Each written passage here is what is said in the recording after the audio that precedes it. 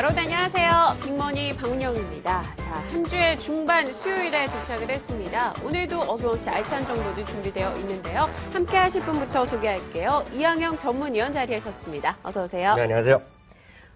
오늘 땡땡이 무늬 옷 입고 오셨네요. 사실요, 이 땡땡 무늬가요, 제가 어디서 봤는데 네. 고려시대 사람들이 즐겨 입었다 그러더라고요. 고려시대까지는 모르겠고요. 요즘 네. 다시 유행인 것 같아요. 그래갖고 저는 뭐 제 옷은 아니고요. 사실 뭐 코디가 입혀주는데 네. 딱 오늘 마음에 드네요. 저희 요즘엔 다시 도트가 한번 뜨고 있다라는 기사도 네. 읽은 것 같아요. 저희가요, 이 패션도 선도하고 있는 만큼요, 시장도 한 발 앞서가면서 여러분에게 투자 아이디어 저희가 공개하도록 하겠습니다. 자, 오늘 시장에서는 어떤 이슈가 있는 종목들이 있을지 확인해 보겠습니다. 하디시5 열어보시죠. 5위 현대차입니다. 신차 기대감 여전히 유효하고요. 또 오늘 아침 신규 추천주였던 엔텔스도 보입니다. LG화학 많이 하락했었는데 어제부터 반등 보여주고 있죠. 현대제철입니다. 차량용 강판 가격 인하 이슈로 인해서 3일째 하락 중이고요. 자, 네이버 어제 7% 급등하더니 오늘도 역시 강세 흐름 보여주고 있습니다. 자, 엔텔스라는 종목도 올라와 있습니다. 찾아봤더니 사물 인터넷 관련주로 분류가 돼 있더라고요. 최근 들어서 블루투스 등 이런 걸로 이용하는 것 같은데요. 이 사물 인터넷에 대한 기대감이 상당합니다. 이 규모가 어느 정도로 커져가고 있나요? 사물 인터넷은 아마 익숙하신 분도 많고 잘 모르시는 분도 네. 많습니다. 저 자신도 뭐 활용을 별로 안 해, 그 감이 없다고 제가 말씀드렸는데요. 올 연초에 이제 박근혜 대통령이 한번 연설하면서 얘기가 나온 거 아닙니까? 지금 실제로 보면 전 세계적으로 매년 15에서 16%로 늘어나고 있고요. 얼마 전에 다보스 포럼에서도 이슈가 됐어요. 그 야후에서 CEO가 2020년에 말이죠. 네. 200조 달러거든요. 그러니까 엄청나게 큰 시장으로 일단 가는 그런 개념이다 이해하시면 되겠죠. 네.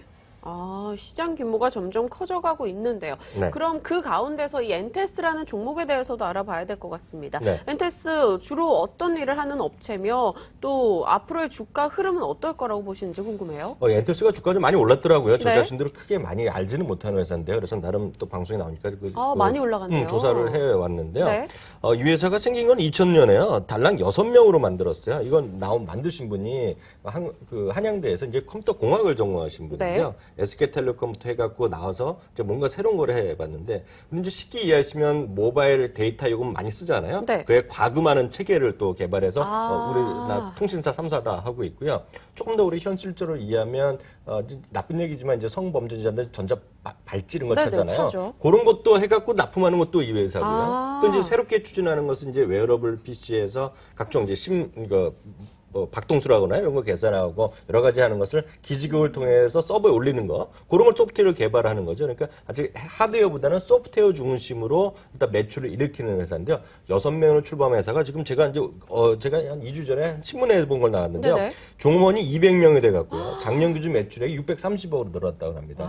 아침 이제 오늘 또 주가 좀 움직인 것은 신한금융투자에서 마침 또 레포트를 냈더라고요. 신규 추천주예요. 네, 그래서 네. 오늘 주가 좀 움직임이 있다라고 이해하시면 되겠습니다. 네, 일단 소프트웨어 업체 종목 자체 이름은 좀 낯설긴 한데 네. 막상 이 소프트웨어가 공급되고 있는 것은 우리에게 좀 많이 들어본 친숙한 부분이 아닐까 그러니까요. 싶습니다. 네. 자, 그럼 이 사물 인터넷 관련주들 시장에 주목을 받고 있는데 이 종목들에 대한 뷰도 좀 간단히 들어보고 싶어요. 문제는 이제 사물 인터넷이 아직 우리한테 익숙하지 않다는 거죠. 이제 우리가 많이 나오는 것은 이제 구글 글래스 많이 뉴스로 보셨는데 이게 네. 내년부터 실판된다고 하거든요. 일반도 살 수 있게. 그리고 이제 요즘 얘기 나는 것이 이제 그 스마트 워치라 그래갖고 네. 갤럭시에서도 나왔는데요. 이런 것들이 광범위하게 쓰면 이제 좀 더 확대되겠지만 아직은 일천하죠. 매출이 아직 정확히 많이 나오는 것은 아닌데요. 분명한 것은 어떤 큰 모멘텀의 변화, 사물 인터넷이 우리나라만의 문제가 아니라 전 세계에서 다보스 포럼에서도 핫 이슈가 됐다는 것 자체는 큰 어떤 산업의 변혁이 있다라는 것은 인정해야 될 것 같습니다. 네, 저희가 뭐 스마트폰을 이렇게 모두가 사용하게 될 줄 누가 알았겠습니까? 그러니까요. 사물 인터넷 또한 앞으로 큰 모멘텀, 잠재 시장은 충분히 가지고 있다라는 생각이 듭니다. 자, 다음 종목 네이버 한번 찾아보겠습니다. 네이버는 사실 저희가 굉장히 많이 다뤘던 종목이기도 합니다. 어제 결국 그 라인 지분을 인수한다라는 소문이 있었지만 회사에서 아니라고 밝혔어요. 그래도 여전히 상승 흐름 보여주고 있습니다. 꾸준히 위원님께서 이 종목에 관심을 가지셨는데요. 네. 자체 모멘텀 뭐가 제일 중요하십니까? 가장 중요한 것은 라인의 가치가 결국은 영어로 하면 그 어떤 서비스를 SNS건 네. 뭘 통해서 간에 돈을 벌 수 있느냐거든요. 네. 근데 왓츠앱은 아직 돈을 버는 체제가 별로 아직 못 되고 네. 있고요. 뭐 카카오톡은 게임을 통해서 버는데 라인이 이제 본격 지난 4분기부터 처음으로 이제 돈을 벌기 시작한 초기에 들어서 있다는 것이고요. 계속해서 사람들이 확대된다라고 말씀드렸잖아요. 그런 것이 큰 모멘텀이 되겠죠. 가격은 뭐 75만도 비싸 보이지만 역설적으로 제가 시청자분들 아마 앵커한테도 물어보면 박민영 앵커도 물어보면 아마 50만 원대도 비쌌을 겁니다. 맞아요. 심정적으로 보면 재상장 할 때 40몇만 원이었거든요. 그러니까 제가 봤을 때는 주식은 여전히 싸다는 생각은 갖고 있습니다. 네, 알겠습니다. 자, 그럼 오늘의 키워드 분석으로 이어가 보겠습니다. 오늘 투자 아이디어 어디서 찾아볼까요? 화면으로 확인해 보겠습니다.